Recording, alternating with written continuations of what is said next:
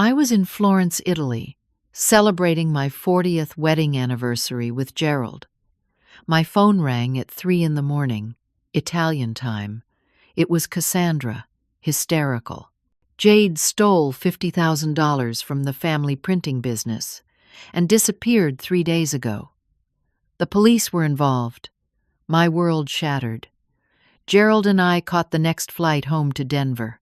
20 hours later, I drove through a grocery store parking lot and saw a beaten blue Honda Civic. Inside, curled in the back seat, was Jade. 8 months pregnant. Filthy. Terrified. When Jade saw me, she screamed. The sound that came from my daughter's throat was not quite human. It was the noise of a wounded animal, high and desperate, and it cut through me like broken glass. I stood beside that dirty blue Honda in the King Soopers parking lot on South Colorado Boulevard, my hand still raised to knock on the window, and watched Jade scramble backward in the seat until her spine pressed against the opposite door. Her face. God, her face. The girl I'd kissed goodbye 6 months ago, bright-eyed and excited about starting college in the fall, was gone. In her place was someone I barely recognized. Her honey-colored hair, usually so shiny and carefully brushed, hung in greasy tangles around her shoulders. Dark purple crescents sagged beneath her eyes. Her clothes, a stained gray sweatshirt and black leggings, looked like she'd been wearing them for days, maybe weeks. But it was her belly that made my heart stop. Round and full, pressing against that dirty sweatshirt. 8 months along, maybe more. How had I not known? How had none of us known? Around us, shoppers pushed carts toward their clean cars. A woman loading groceries into an SUV, 3 spots over, kept glancing our way, her face tight with judgment. A man hurrying past with a bag of dog food in his arms deliberately looked away. Nobody wanted to get involved in whatever messy drama was unfolding in broad daylight. I forced my voice to stay calm and soft. Jade, honey, it's me. It's Mom. I just want to talk, please. She shook her head violently, her hands coming up to cover her face. Through her fingers I heard her sob. Go away. You can't be here. He'll know. He always knows. The window was cracked open about 2 inches. I leaned closer, keeping my movements slow and deliberate. Who will know, sweetheart? Who are you afraid of? Everyone. Anyone. I don't know anymore. Her voice broke on the last word. I looked at her more carefully through the grimy window. That's when I saw the bruises. On her right wrist, dark purple marks in the clear shape of fingers, like someone had grabbed her hard enough to leave an imprint. On her left cheek, a fading yellowish bruise the size of a quarter. My stomach turned over. Jade, who hurt you? She dropped her hands and looked at me then. Really looked at me. And what I saw in her eyes terrified me. Not just fear. Hopelessness. The absolute certainty that nothing could be fixed. Nothing could be saved. It doesn't matter, she whispered. Nothing matters, except keeping the baby safe. I spent the next 30 minutes standing in that parking lot, speaking through the 2-inch gap in the window, coaxing her like you'd coax a frightened cat from under a porch. Other shoppers came and went. The woman with the groceries finally drove away, still shooting disapproving looks in our direction. The sun climbed higher, and the October air grew warmer, but Jade stayed curled in that back seat, trembling. Finally, she agreed to come with me. Not home. She made that clear immediately. But to somewhere safe, somewhere we could talk. I drove us to a motel off I-25, the kind that takes cash and doesn't ask questions. The Starlight Inn, with its peeling blue paint and flickering neon sign. I paid for 3 nights, $210 in 20s from my purse, and led Jade to room 114 on the ground floor. She moved like someone walking through water, slow and deliberate, as if every step required tremendous effort. Inside the room, with its thin brown carpet and smell of old cigarettes barely masked by chemical air freshener, Jade stood in the middle of the floor and looked around like she couldn't quite believe walls and a door existed. "There's a shower," I said gently. "Let me run to that Target we passed and get you some clean clothes. What size are you now?" She glanced down at her belly and laughed, a bitter sound. "I have no idea. Extra large? Double extra large? Does it matter?" While she showered, I drove to Target and bought leggings with an elastic waist, 3 oversized t-shirts, underwear, socks, basic toiletries, and a package of granola bars.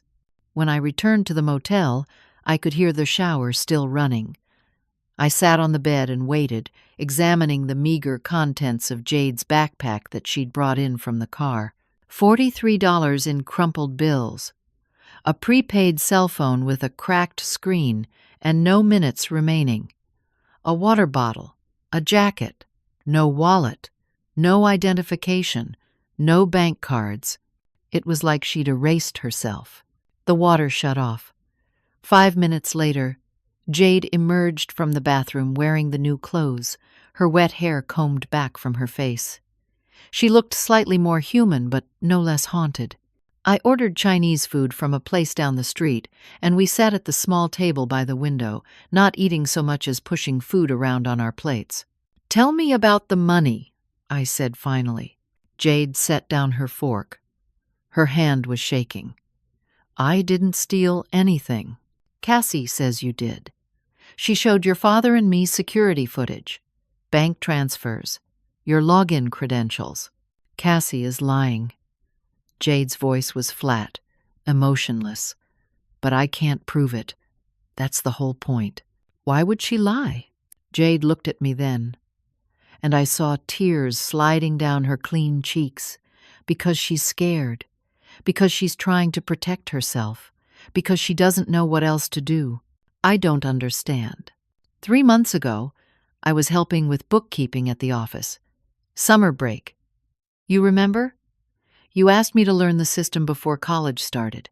She paused, wiping at her eyes with the back of her hand. "I found discrepancies. Money moving in ways that didn't make sense. I thought it was a mistake. I showed Cassie because she handles most of the accounts. I thought we'd fix it together. And she got angry. Really angry.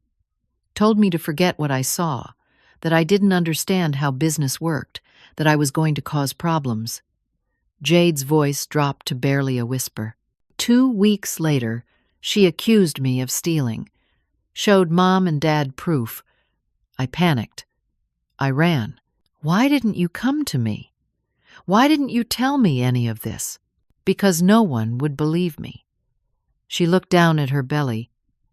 "And because of this, because of what happened, because I was so ashamed." My throat tightened. "The baby. Who's the father, Jade?" She flinched like I'd struck her. "I can't tell you that. Honey, I need to understand." "No."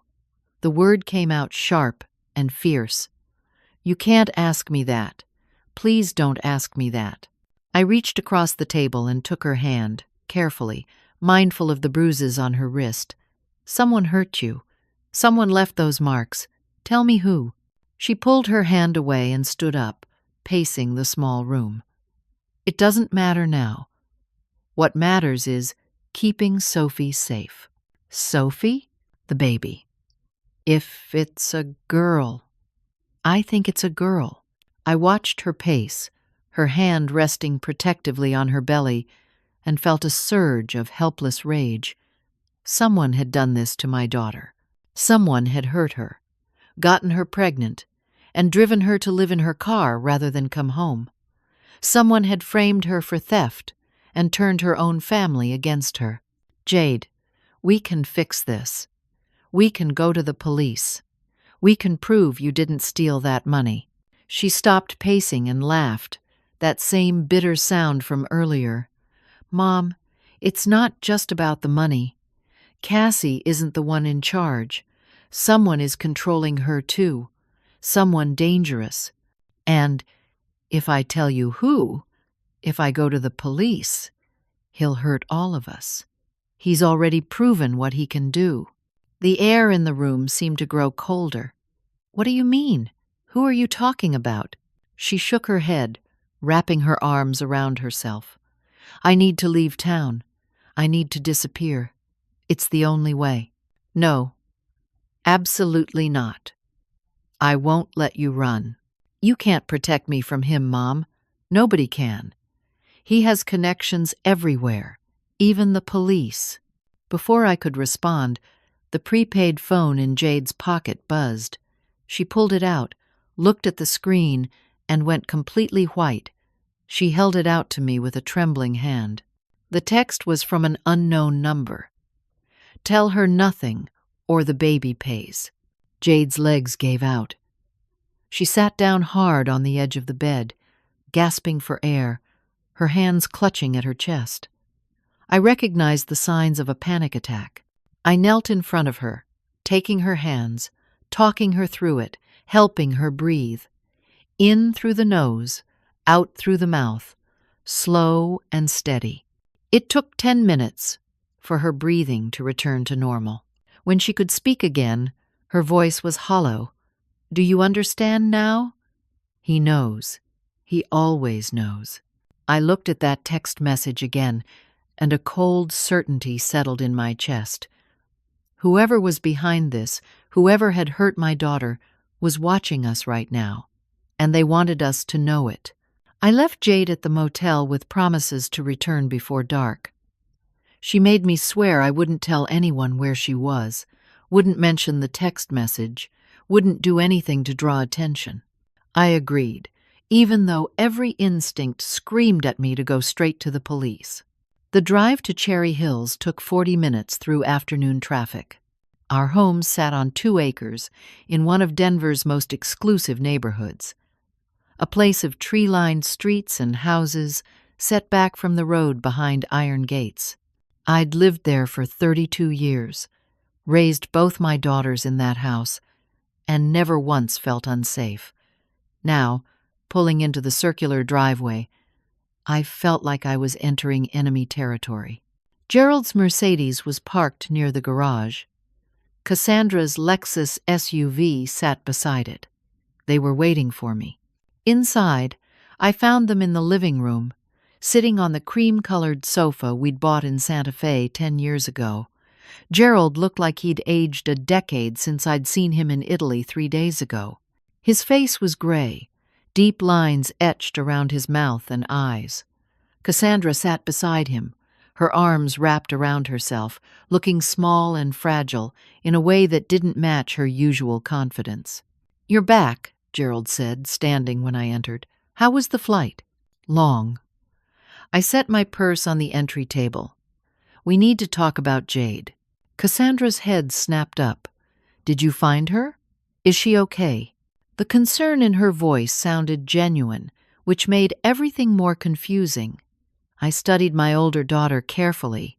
She looked terrible, thin, almost gaunt, with dark circles under her eyes that rivaled Jade's. Her usually perfect hair was pulled back in a messy ponytail, and she wore yoga pants and an oversized sweatshirt that swallowed her frame. "I found her," I said carefully. "She's safe for now. Thank God." Cassandra's eyes filled with tears. "I've been so worried. Is she coming home?" "No. She's terrified. And she says she didn't steal that money." Gerald sighed heavily. "Monique, I know this is hard, but we have evidence. Show me." They led me to Gerald's study, where his computer displayed the security footage. I watched a grainy video of someone who looked like Jade entering the office at 11:42 at night, going to the safe in the back room, and removing what appeared to be stacks of cash. The timestamp showed it was from 3 months ago, late July. Then they showed me bank records, transfers from the business account to an offshore account in the Cayman Islands. The login credentials used for the transfers matched Jade's employee access. Withdrawal slips with what looked like her signature. It was damning. But I'd spent 40 years in business. I knew what to look for. "The timestamp on this video," I said, pointing at the screen. "It jumps. Right there. 3 seconds are missing." Gerald leaned closer. "What?" "Watch. The numbers skip from 11:42 and 16 seconds to 11:42 and 19 seconds. Someone edited this footage." Cassandra had followed us into the study. She stood in the doorway, and when I looked at her, I saw something flicker across her face. Fear. "Who set up our security system?" I asked. "Trevor did," Gerald said. "You remember, 2 years ago, after that break-in at the warehouse. Trevor, our business partner of 15 years, the man who'd helped us build the company from a small printing shop into a multi-million-dollar operation. Smooth, charming Trevor, always ready with a smile and a solution to any problem. Who else has access to these files?" "Just Trevor and me," Gerald said. "And Margaret, the office manager." I turned to Cassandra. "Did you edit this footage?" "What?" "No. Of course not." "Then who did?" She opened her mouth, closed it, looked at her father, then back at me. "I don't know." "You're lying." The words came out harsher than I intended. "Jade says you're lying about all of this. She says she found discrepancies in the accounts and told you about them. She says that's when you turned on her." Cassandra's face crumbled. "That's not what happened." "Then tell me what did happen." Gerald stepped between us. "Everyone needs to calm down. We're all upset. Monique, you just got off a plane. Maybe we should discuss this tomorrow when we're all thinking more clearly." "No. We discuss it now." I looked past him to Cassandra. "Where's your husband? Where are the kids?" "At his mother's house. I sent them there a few days ago." "Why?" "Because I needed space to deal with this situation. Or because you knew something was about to blow up and you wanted them out of the way." "Monique, that's enough," Gerald said sharply. "Is it? Our 18-year-old daughter is living in her car, 8 months pregnant, covered in bruises, afraid to come home because someone is threatening her. And you want me to wait until tomorrow to get answers?" The room went silent. Gerald stared at me. "Pregnant? 8 months. Didn't you notice when you saw the security footage? Or have you not actually seen her at all?" "We haven't seen her since she ran," Cassandra said quietly. "We were hoping you'd find her and bring her home." "She's not coming home. She's too scared." "Scared of what?" Gerald asked. I pulled out my phone and showed them the text message Jade had received. "Scared of whoever sent this." Cassandra read it and went pale. She sat down heavily in Gerald's desk chair, her whole body shaking. "Cassandra," I said, my voice gentler now, "what's really going on?" Gerald, looking confused and exhausted, glanced between us. "I need to go to the office. We have a deadline for the Thompson account, and with all this chaos, I'm behind. Can we continue this later?" "Gerald, please, Monique. I can't process all this right now. I need to work. I need to do something that makes sense." He kissed my forehead and left, his footsteps heavy on the hardwood floor. The moment the front door closed, Cassandra's composure shattered. She bent forward, her face in her hands, and started to sob. Not delicate tears, but huge, gasping sobs that shook her entire body. I pulled a chair beside her and waited. Sometimes the only thing you can do is bear witness to someone's pain. It took 5 minutes for her to calm enough to speak. When she did, her voice was barely audible. "I've been embezzling for 2 years." My heart stopped. "What?" "Not $50,000. Nearly $300,000. She looked up at me with red, swollen eyes. I edited that footage to make it look like Jade stole $50,000 because I needed a scapegoat. I thought she'd just admit to taking a small amount and we'd handle it quietly. I never meant for it to go this far. I never wanted the police involved. The room seemed to tilt. Why would you do this? She pulled out her phone with shaking hands and showed me photos. They were of her at parties, clearly drugged or drunk, in compromising positions with men I didn't recognize. Some photos were recent. Others were years old, from what looked like her college days. "Trevor took these," she said. "Some of them he took himself. Others he got from people who were at those parties. He's been blackmailing me for 2 years, forcing me to embezzle money and funnel it to him. He threatened to send these to Marcus, to my kids' schools, to everyone we know. I felt sick. Why didn't you come to me? Because I was ashamed. Because I thought I could handle it. Because Trevor said if I told anyone, he'd destroy our whole family. He'd make it look like you and Dad were involved, that the entire business was corrupt. He has documents, fake evidence, everything ready to go. Does your father know?" "No. And you can't tell him. Trevor will know." I thought about that text message on Jade's phone. Is Trevor involved with Jade's situation? Cassandra's face crumpled again. Fresh tears spilled down her cheeks. "Mom, Trevor is the father of Jade's baby." The words hit me like a physical blow. I couldn't breathe, couldn't think. Trevor, our business partner, a man I'd known for 15 years, trusted, worked beside, invited to family dinners and holiday parties. The man who'd helped Cassandra through her divorce, who'd mentored Jade when she showed interest in the business. He raped her. My voice came out flat, emotionless, because if I let myself feel anything, I'd shatter. Last March, during spring break, Jade was helping at the office. I walked in on something I shouldn't have seen. He saw me. That's when he told me if I ever said anything, he'd destroy all of us. He'd make it look like I was embezzling, that you and Dad were involved, that Jade was in on it. He has documents, fake evidence, everything prepared.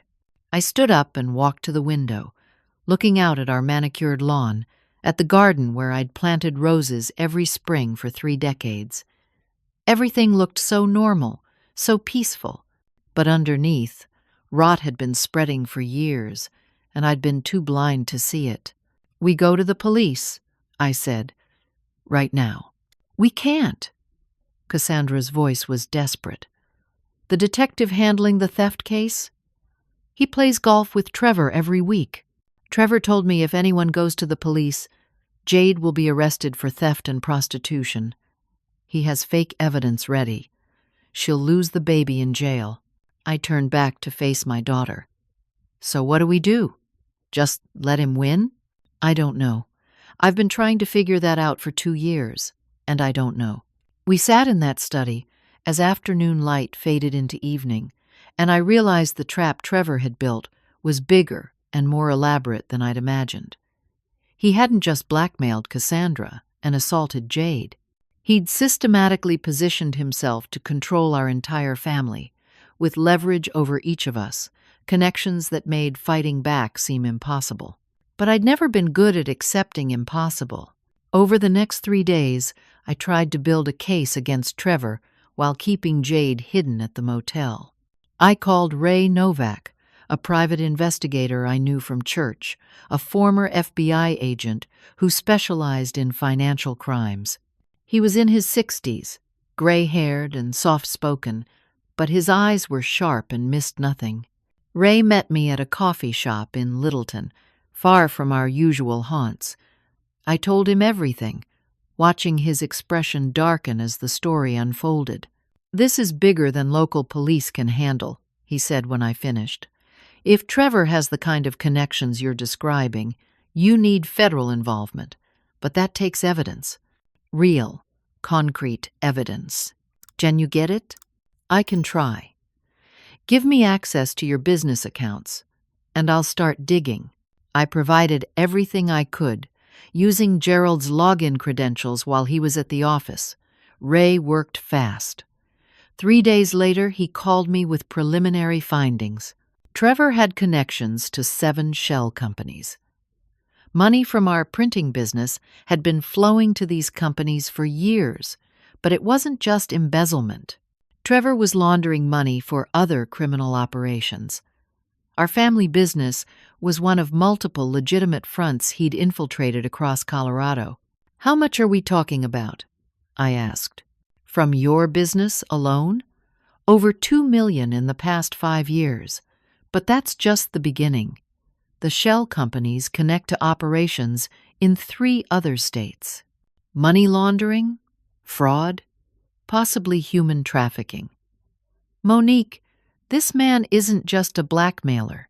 He's running a significant criminal enterprise." The scope of it overwhelmed me. We weren't dealing with one man's greed. We were dealing with an organized operation. What do I do? You need the FBI. But first, you need undeniable evidence. The kind that can't be ignored or swept under the rug by Trevor's connections. And you need to be careful. If Trevor suspects you're investigating him, he'll strike first. That afternoon, I went to the office. I told Gerald I needed to understand the business finances before deciding how to handle Jade's situation. He was supportive, said he trusted my judgment. His trust felt like a knife in my chest, because I knew I couldn't tell him everything yet, not when Trevor might be watching. Margaret Wilson, our office manager, had worked for us for 23 years. She was 58, efficient, and knew more about the day-to-day operations than anyone. When I asked to see the original security footage, she looked nervous. "Trevor took all the original files," she said quietly. "For safekeeping," he said. "When?" "Right after Jade disappeared." We were alone in the records room, surrounded by filing cabinets and boxes of old paperwork. Margaret glanced at the door, then leaned closer to me. "Be careful," she whispered. "Trevor knows you're asking questions. He's watching you." "How do you know?" "I've seen things, heard things, but I have a grandson with special needs. Trevor helped me get him into a special program at Children's Hospital. He reminds me of that whenever I think about talking. Another person in Trevor's web. I wondered how many others there were, how many lives he'd touched and twisted to his purposes. "If you could tell someone safely," I said carefully, "would you?" She looked at me with sad, tired eyes. "There's no such thing as safely with Trevor, but I pray every night that someone stops him." That evening, Trevor came to the office. I was still there, going through old accounts in the conference room. He appeared in the doorway, perfectly groomed in an expensive suit, his smile warm and concerned. "Monique, I heard you were back. How was Italy before the emergency?" "It was fine. I'm so sorry about all this with Jade. It must be devastating." He sat down across from me, uninvited, and I resisted the urge to recoil. "Gerald mentioned you're looking into the finances. I think that's smart. We need to understand how Jade managed to access these accounts." "Do we?" "Of course. The more we understand, the better we can prevent future problems." He paused, his expression becoming serious. "But Monique, you should know, the more you dig, the more upset Gerald gets. He's taking this very hard. The betrayal. It might be better to just let the police handle it and focus on family healing." The threat underneath his friendly tone was clear. "Back off. I just want to understand what happened," I said evenly. "Of course. But be careful. Sometimes when we dig into the past, we find things we don't want to know, things about the people we love." He held my gaze for a long moment, then stood. "I'll leave you to it. But if you need anything, I'm always here to help. That's what partners do." After he left, I sat in that conference room and tried to stop my hands from shaking. He knew. He knew I suspected something, and he was warning me to stop. That night, an envelope arrived at my house by courier. Inside were photos. Gerald having dinner with a young woman at a restaurant I didn't recognize. Another photo of them entering a hotel together. The woman was pretty, maybe 30 years old, laughing at something Gerald had said. The photos were dated from 6 months ago. There was a note. "Your husband has secrets too. Everyone does. Stop digging, or everyone's secrets come out." I confronted Gerald in our bedroom. He looked at the photos and went pale. "Monique, I can explain. Did you have an affair?" It was brief. 2 months. It ended 4 months ago. Her name is Lauren. She's Cassandra's friend. I was stupid and weak, and I'm so sorry. I sat on the edge of our bed, looking at the man I'd been married to for 40 years, and felt something crack inside me, not because of the affair, though that hurt, but because I realized Trevor had known about it, had used it to control Gerald the same way he'd controlled everyone else. Did Trevor know? Gerald hesitated, then nodded. He found out. He told me he'd keep it quiet if I didn't ask too many questions about the business accounts. Said it was better for everyone if I just focused on operations and let him handle the finances. And you agreed. I was ashamed. I didn't want to lose you. I didn't want to hurt Cassandra or the grandkids. So yes, I agreed. He sat beside me, his voice breaking. I've been a coward, and now Jade is suffering because of it. We sat in silence for a long time. Our marriage, our family, our business. Trevor had infected every part of our lives with fear and control, and we'd all made choices that let him grow stronger. My phone rang just after midnight. The motel manager, frantic. Jade was in labor. I rushed to the motel, found Jade doubled over with contractions, her face slick with sweat. We made it to Denver Health Medical Center by 12:30. The labor was premature by 3 weeks. Jade was terrified, barely coherent, gripping my hand so hard I thought my bones might break. A social worker appeared while Jade was being examined, pulled me aside in the hallway. "Mrs. Morrison, I need to inform you that we've received a report concerning your daughter. Child Protective Services has been contacted." "What? What report?" An anonymous caller claimed that Jade is a drug user, that she's been living homeless, and that she's mentally unstable. The caller expressed concern for the baby's welfare. CPS will need to evaluate the situation. I knew immediately who'd made that call. Trevor, tightening his grip, making sure we knew he could take the baby the moment she was born. Jade labored for 18 hours. I stayed beside her the entire time, holding her hand, wiping her forehead, murmuring encouragement even as my own heart broke.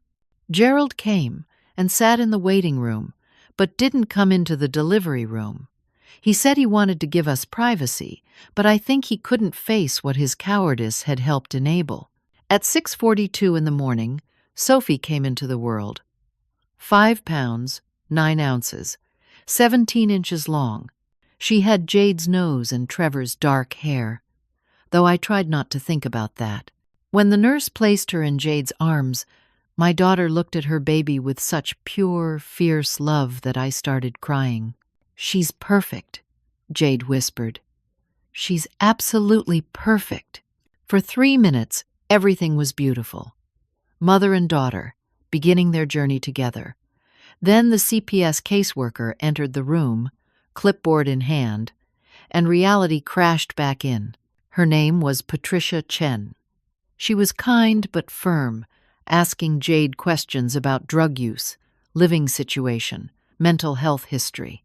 Jade answered honestly, which meant admitting she'd been living in her car, that she had no stable housing, that she was facing theft charges. With each answer, Patricia's face grew more concerned. "I need to be clear about something," Patricia said gently. Given your current circumstances and the ongoing criminal investigation, CPS has concerns about your ability to provide a safe environment for Sophie. We'll need to place her in temporary foster care until your situation stabilizes. Jade's face went white. No, you can't take her. It's temporary. Just until you can demonstrate stable housing and that the criminal charges are resolved. I didn't do anything wrong. My mother will tell you. Tell her, Mom. I tried.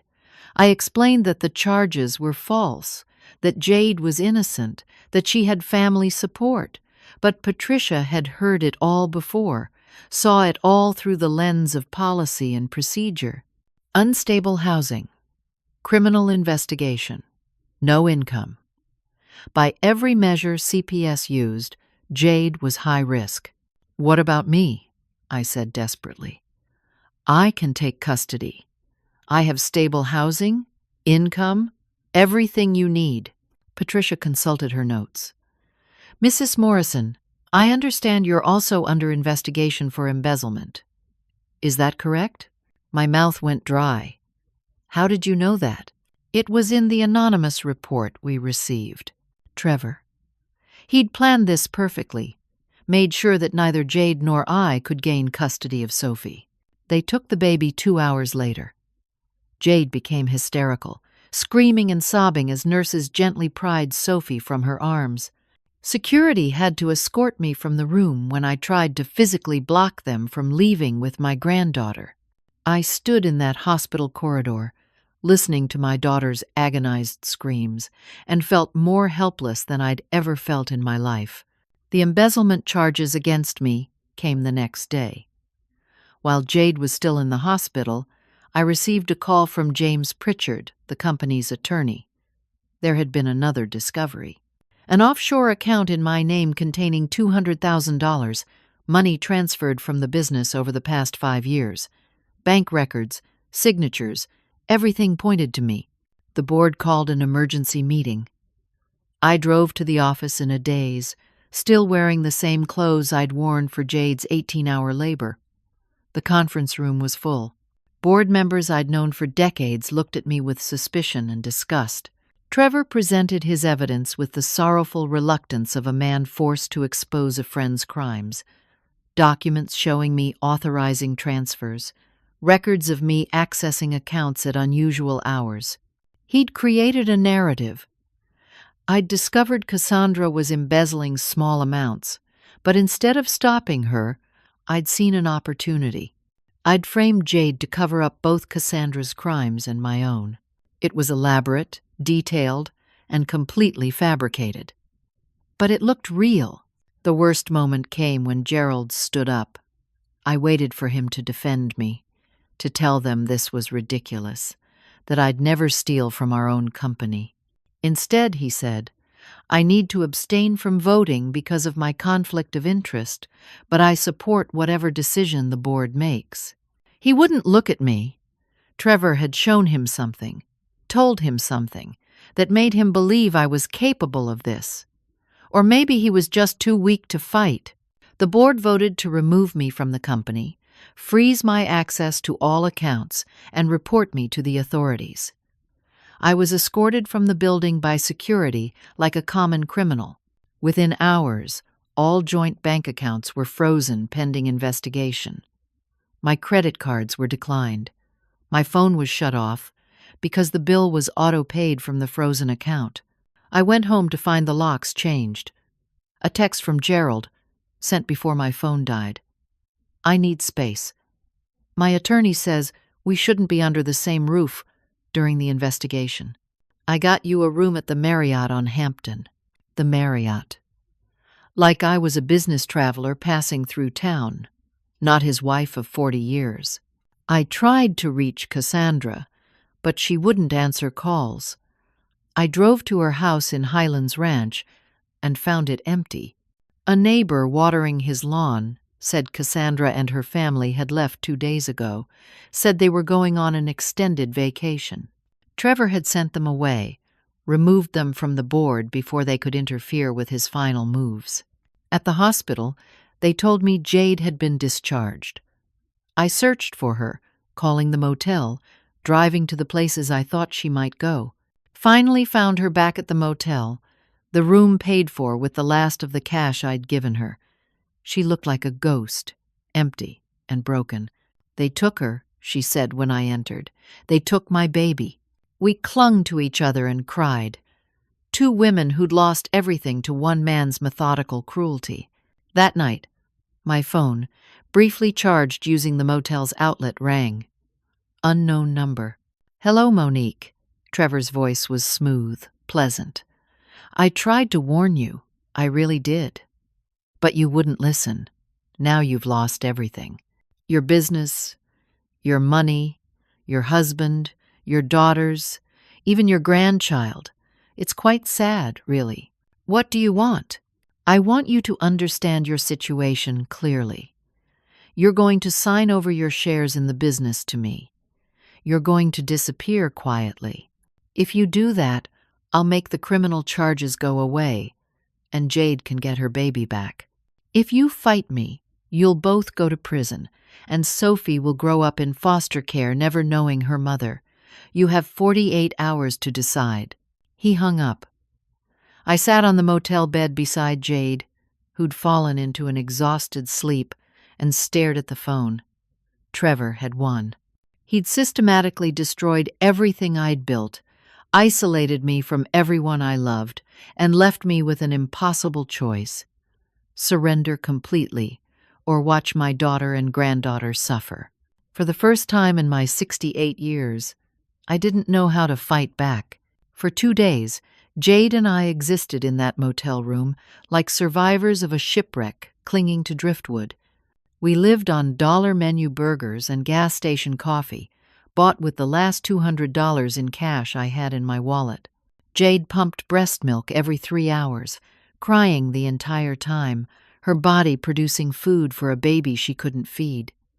I held her and felt my own rage building, hot and dangerous beneath the despair. Trevor's deadline ticked closer. 48 hours became 36, became 24, became 12. I tried to think of a way out, but every path seemed blocked. No money for an attorney, no way to gather evidence without resources. Ray, the investigator, left a voicemail on the motel phone saying he'd found something important, but Trevor's people had warned him off and he couldn't risk his license. Even he was abandoning us. At 11:47 at night, with Trevor's deadline less than 12 hours away, someone knocked on the motel door. Jade was asleep, finally, exhausted from crying.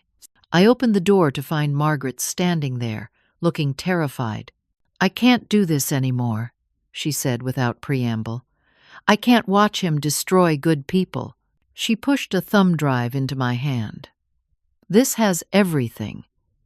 The original security footage showing Trevor entering the office, not Jade. The real financial records. Even recordings of Trevor on the phone with his criminal associates. I've been secretly copying files for months. I should have done this sooner.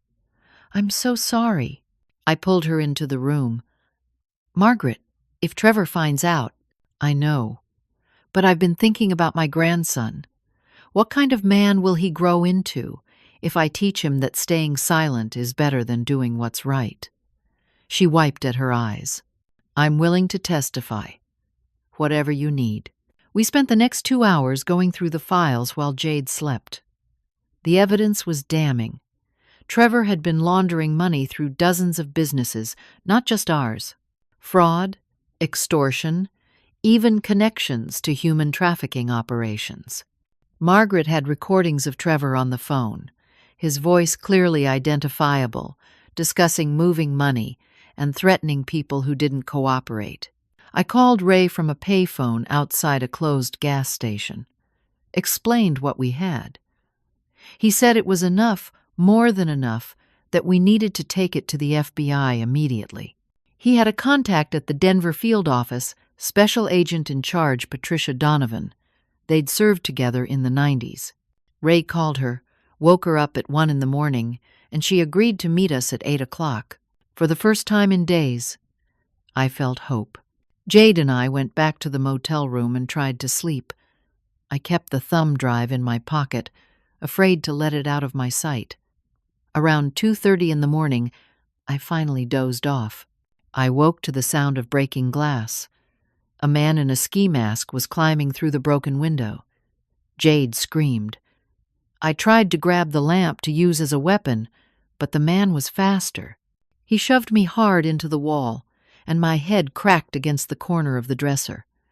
Pain exploded through my skull. Through blurry vision, I saw him grab the thumb drive from my pocket and run back out the window.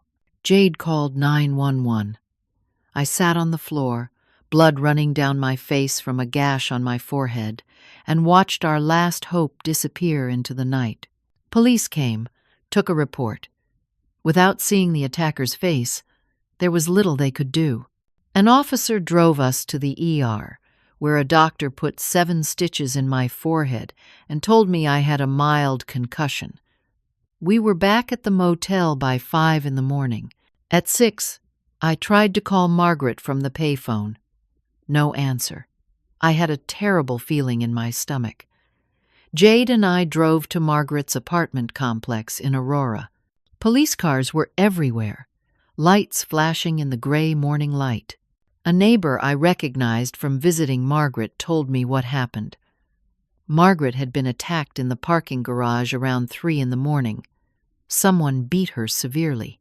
She was in critical condition at University Hospital. The police think it was a robbery, the neighbor said. But she's such a sweet lady. Who would do this to her? I knew who. Trevor. Eliminating the threat, destroying the evidence, making sure we had nothing. I still went to meet Agent Donovan at 8. Jade came with me. We sat in a conference room at the FBI's Denver field office and tried to explain everything without evidence to back it up. Agent Donovan was professional, sympathetic, but clear. Without concrete proof, I can't open an investigation. You're describing a significant criminal operation, but I need documentation, recordings, something solid. Your testimony alone isn't enough. We left the FBI office with nothing. At 10:30, while we were driving aimlessly, not knowing where to go or what to do, I was served with legal papers. Trevor had obtained a restraining order against me, claiming I'd threatened him and broken into his home office. It was completely false, but he had a witness statement to support it. I was not allowed within 500 feet of him, the business, or any business property. More papers followed. An emergency custody hearing regarding Sophie. Trevor's attorney had filed on Jade's behalf, without her knowledge or consent, claiming I was a danger to both Jade and Sophie. The hearing was in 3 days. The filing requested that the court appoint Trevor as Sophie's guardian since he was the biological father. He can't do that, Jade said, her voice shaking. He raped me. He can't just take my baby. But without proof, it was his word against hers, and Trevor always had proof. That afternoon, driving past my house, I saw a bank seizure notice on the door. Gerald had filed for emergency divorce, claiming the house was his separate property, but the bank was seizing it due to the fraud investigation.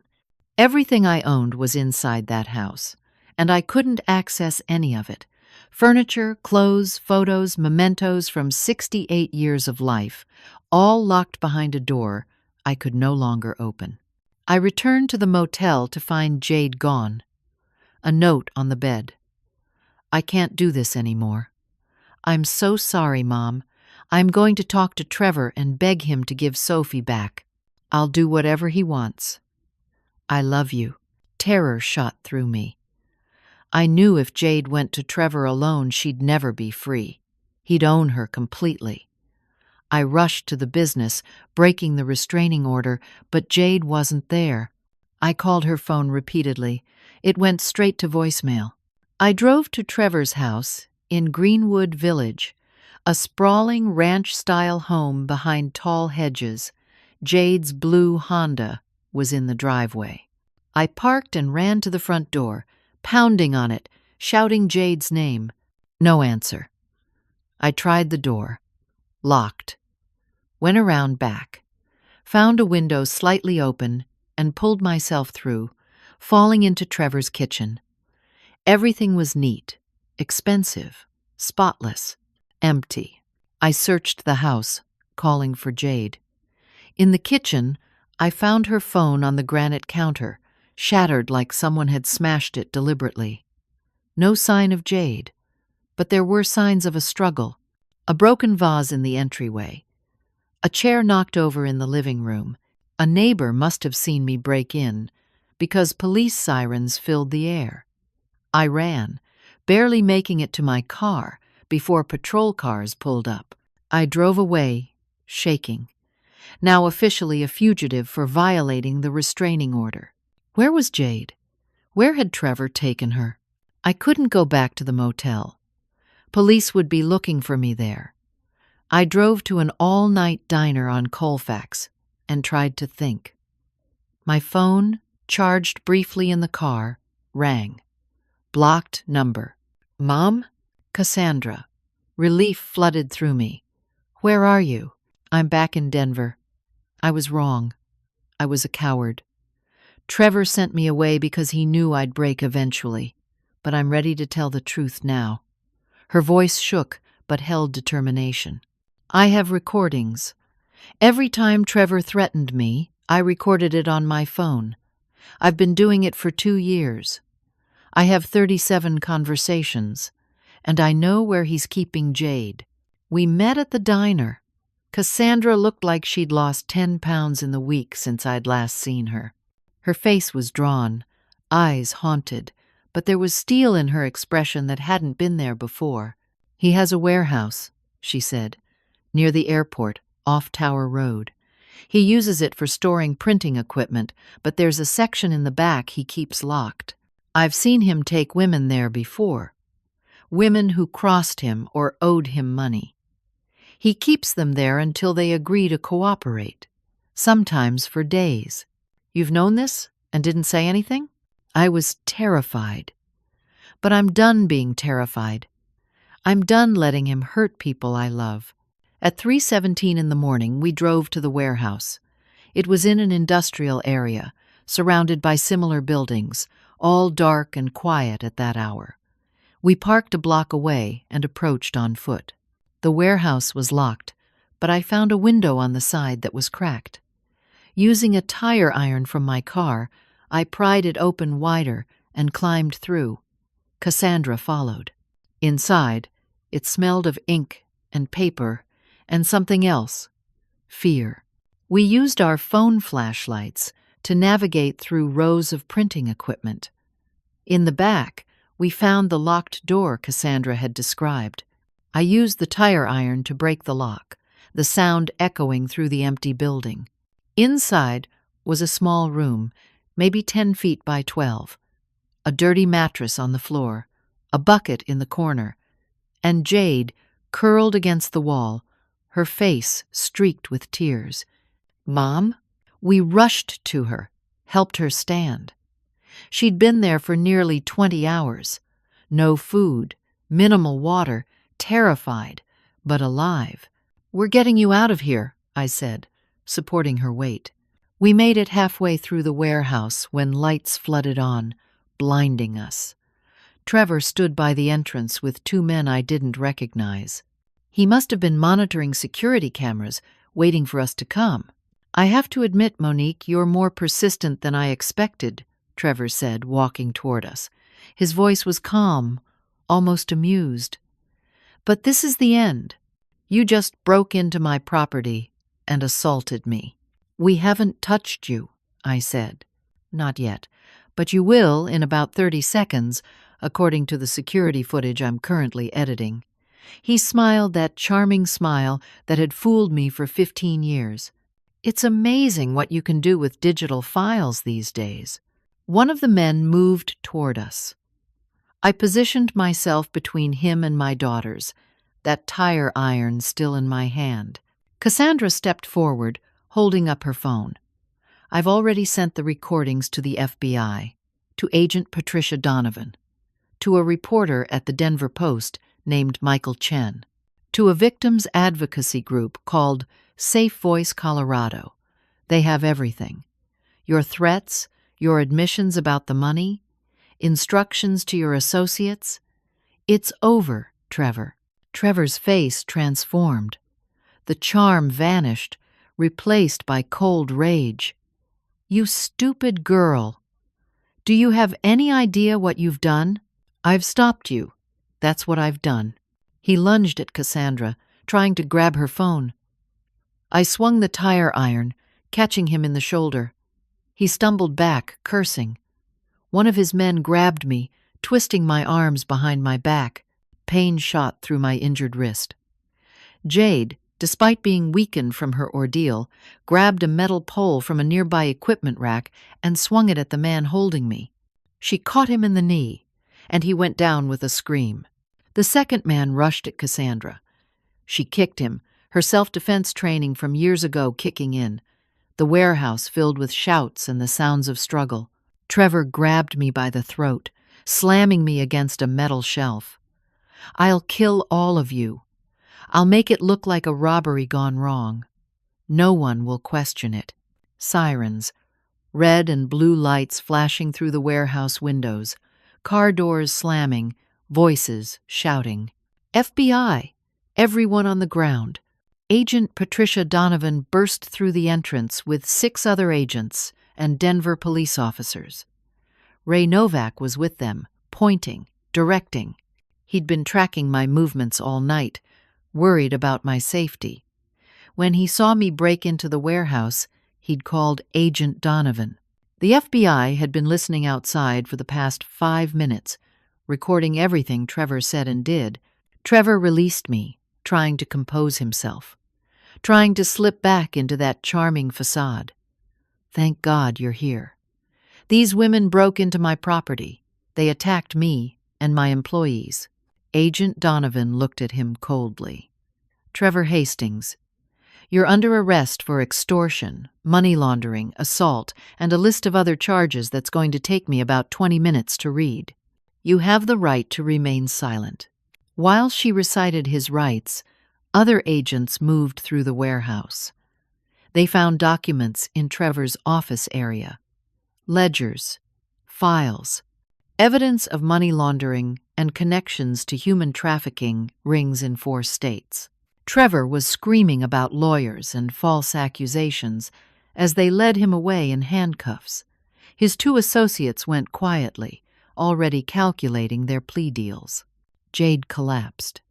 Cassandra and I held her up, the 3 of us leaning on each other as paramedics arrived. I had bruised ribs from being slammed into the shelf, a sprained wrist from being grabbed, and my head wound had reopened. But I was alive. We all were. In the ambulance on the way to the hospital, Jade held my hand and whispered, "Is it really over?" "Yes, sweetheart. It's really over." The federal investigation expanded rapidly. Trevor's criminal network was larger than anyone imagined. He'd been operating for 15 years, using legitimate businesses as fronts for money laundering, extortion, and trafficking. The printing business was just one of 12 companies he'd infiltrated. The FBI found victims in Colorado, Wyoming, New Mexico, and Arizona. Trevor faced 43 federal charges. The fabricated evidence against me was exposed within a week. Digital forensics experts proved the offshore account in my name was created using forged documents. The board of the printing business issued a formal apology. The embezzlement charges were dropped. My access to bank accounts was restored, though it took 3 months to untangle the financial damage Trevor had caused. Jade's theft charges were dismissed. The security footage showing her entering the office was exposed as a sophisticated edit created by Trevor using software used for film production. CPS immediately began the process of returning Sophie to Jade's care. Margaret survived her attack, but faced 8 months of physical therapy. 3 broken ribs, a fractured skull, and damage to her right eye that left her vision permanently impaired. Gerald and I ensured she had the best care possible, and when she was ready, she returned to work at the printing business. We gave her a 20% ownership stake and promoted her to Chief Operating Officer. She deserved nothing less. Jade, baby Sophie. And I moved into a temporary apartment in Cherry Creek while our lives were rebuilt. The house in Cherry Hills was in legal limbo due to the divorce proceedings, so we started fresh. Jade enrolled in therapy to process the trauma of Trevor's assault and the horror of losing Sophie for those terrible 3 weeks. Some days were harder than others, but slowly she began to heal. She started taking classes at Community College of Denver in January, studying criminal justice. She wanted to help other victims of sexual assault and coercion, to be the voice she'd needed when she was afraid and alone. Watching her find purpose in her pain was one of the most beautiful things I'd ever witnessed. Gerald and I went to marriage counseling every Tuesday at 4 in the afternoon. At first, I wasn't sure I could forgive him for abandoning me, for being so easily manipulated by Trevor, for choosing his own shame over our family. But in those counseling sessions, sitting across from each other in uncomfortable chairs, we began the hard work of rebuilding trust. He'd been a coward, yes, but he'd also been a victim of Trevor's manipulation, controlled by fear and shame like the rest of us. Forgiveness didn't come easily or quickly. Some nights, I still woke up angry, remembering how he'd sat in that board meeting and said nothing while I was destroyed. But other nights, I remembered 40 years of marriage, of partnership, of love that had weathered other storms. We didn't go back to what we'd been. That wasn't possible. But we built something new, more honest, more intentional. The divorce proceedings were dropped, but Gerald moved into the guest room. He said he'd stay there until I asked him to come back to our bedroom. That took 11 months. Cassandra underwent her own therapy and worked daily to make amends for framing Jade. The relationship between my 2 daughters was damaged, perhaps permanently, but they were trying. Jade couldn't forget what Cassandra had done, the terror of being accused and hunted. But she understood that Cassandra had also been a victim, trapped in Trevor's web. At family dinners, which we resumed in March, there were still moments of tension, looks that passed between the sisters, old wounds that ached in the quiet moments. But there was also laughter and forgiveness offered in small doses, and the slow, painful work of healing. Cassandra testified at Trevor's trial in June. She sat in that witness stand for 6 hours over 2 days, facing the man who'd blackmailed and controlled her for years. She recounted every threat, every manipulation, every time he'd used those photos to force her into crimes she never wanted to commit. The photos themselves were destroyed after the trial, burned in a supervised procedure that Cassandra attended. She said it felt like setting fire to chains. I testified too. So did Margaret. So did Jade, who told the jury in a steady, clear voice exactly what Trevor had done to her that day in March. The defense attorney tried to shake her, to suggest she'd been compliant, but Jade never wavered. She looked Trevor in the eye and said, "You told me if I screamed you'd destroy my family, so I stayed quiet. But I'm not quiet anymore." The jury deliberated for 6 hours and 14 minutes. When they returned with guilty verdicts on all 43 counts, I sat between my daughters and held their hands. We didn't cheer. We didn't feel joy exactly, but we felt relief, that deep, bone-level relief of knowing the nightmare was truly over. Trevor was sentenced to 35 years in federal prison. He'd be 80 years old when he got out, if he lived that long. As they led him from the courtroom, he looked at me one last time. I looked back and felt nothing. No anger, No hate, no fear. He was just a man now, stripped of all power, facing the consequences of his choices. The printing business underwent significant restructuring. I returned as CEO in April. Gerald remained as president of operations, but I implemented new oversight procedures, brought in an independent auditing firm, and partnered with a business ethics consultant to ensure nothing like Trevor's infiltration could happen again. Several employees who'd remained loyal throughout the ordeal received bonuses and public recognition. The business survived. In fact, it thrived. Without Trevor siphoning off profits, our revenue increased by 32% in the first year. We expanded, hired 15 new employees, and opened a second location in Colorado Springs. Every success felt like another victory over Trevor, proof that he hadn't destroyed what we'd built. Sophie grew healthy and strong. Her first word was "Mama," spoken on a Tuesday afternoon in September while Jade was studying for midterms. Her first steps came in November, wobbling across the living room into my waiting arms. I watched my granddaughter grow and saw no trace of Trevor in her personality. She was pure Jade, determined, sweet, curious about everything. Jade dated eventually, carefully, taking her time. A young man named Christopher from her criminal justice class asked her to coffee in February. She said yes, and I watched her learn to trust again, one small step at a time. They took it slow, and he was patient with her boundaries, respectful of her history. By Sophie's second birthday, he was a regular at family dinners, and Sophie called him Chris with absolute delight. Sunday dinners became sacred.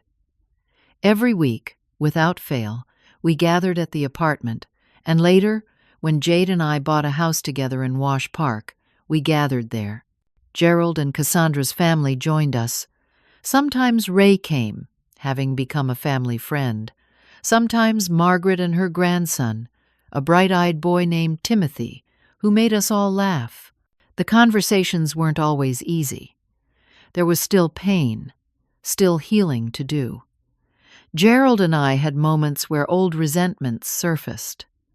Jade and Cassandra had days where the past felt too heavy to carry. But we showed up. Every Sunday, we showed up and tried. On Sophie's first birthday, I held my granddaughter and reflected on everything that had happened. We'd come so close to losing everything. There were moments, sitting in that motel room with nothing left, when I'd believed Trevor had won, that evil had triumphed, that fighting back was pointless. But I learned something in those dark days. I learned that believing in the people you love, even when all evidence points against them, is sometimes the hardest and most important thing you can do. I'd believed Jade when she said she was innocent.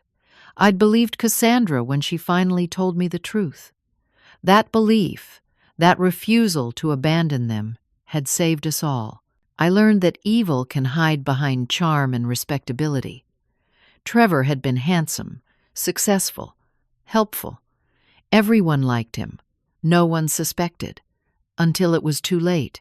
Now I look at people differently. Listen to my instincts more carefully. Pay attention to small inconsistencies. I learned that fighting back, even when you're terrified and powerless, is always worth it. There were moments when surrender seemed easier, when giving Trevor what he wanted would have ended the immediate pain. But surrender would have meant losing ourselves, and some things are worth fighting for even when victory seems impossible. Most importantly, I learned that family isn't about perfection. It's about showing up, even when it's hard. Especially when it's hard. Gerald had failed me. Cassandra had made terrible choices. I'd been blind to what was happening under my own roof. We were all flawed, all carrying scars. But we kept showing up for each other, and that mattered.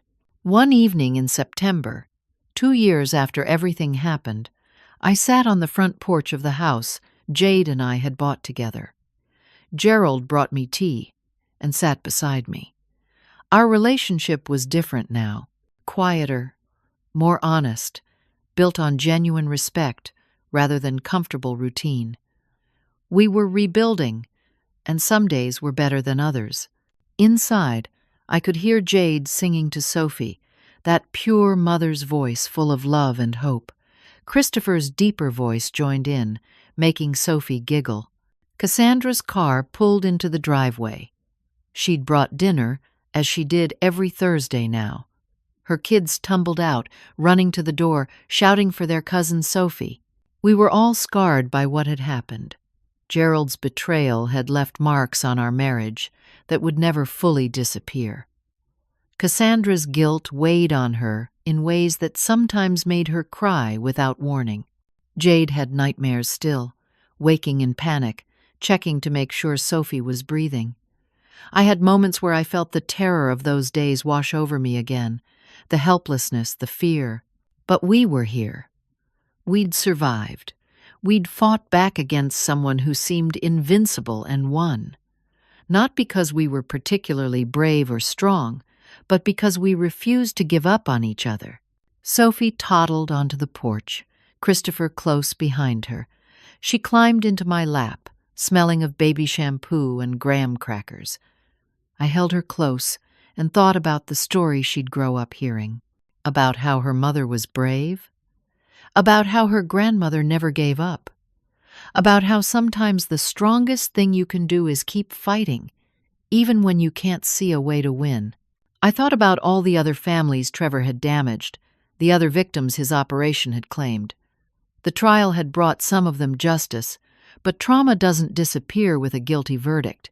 They were out there somewhere, rebuilding their lives, carrying their scars, finding their own way forward. If any of them ever heard this story, I wanted them to know, you're not alone, you're not crazy, and you're not powerless, even when someone tries to make you believe you are. Evil feeds on isolation and silence. It thrives when good people are too afraid to speak up, too ashamed to ask for help. You fight it by refusing to be isolated, by refusing to be silent, by refusing to give up on the people you love, even when everything screams at you to let go. You fight it by showing up, day after day, doing the hard work of healing and rebuilding, and refusing to let what happened destroy who you are. As the sun set over Denver, painting the sky in shades of orange and gold, my family gathered around the dinner table. Gerald sat beside me, his hand finding mine under the table. Cassandra served the pasta she'd brought, her movements careful and loving. Jade helped Sophie into her high chair, kissing her daughter's head. Christopher poured drinks. The grandkids argued good-naturedly over who got which chair. It wasn't a perfect ending. We weren't healed. We weren't whole. But we were together, and that was enough. More than enough. It was everything. Sometimes the greatest victory isn't a triumph. It's survival. It's waking up the next morning and choosing to try again. It's holding your granddaughter and knowing that she'll grow up in a world where her mother is free, where secrets don't have power, where love is stronger than fear. That's what Trevor couldn't take from us, no matter how hard he tried. That fundamental truth that connects us all. Love is stronger than fear. Family is worth fighting for. And sometimes, the bravest thing you can do is refuse to stay silent. Let me ask you something. Have you ever felt powerless in the face of someone else's control? Have you ever had to choose between protecting yourself and protecting someone you love? Have you ever wondered if fighting back was worth the cost? I'd love to hear your thoughts in the comments below. If this story resonated with you, if it reminded you that you're stronger than you think, please hit that like button. Subscribe to hear more stories about real people facing impossible situations and finding the courage to overcome. And share this with someone who might need to hear it. someone who's facing their own battles and needs to know they're not alone. Thank you for listening to my story. Thank you for bearing witness to our pain and our victory. I hope you found something in it that helps you face your own challenges, whatever they may be. Remember, you're braver than you believe, stronger than you seem, and more loved than you know. Be kind to each other. Show up for the people you love, and never, ever give up.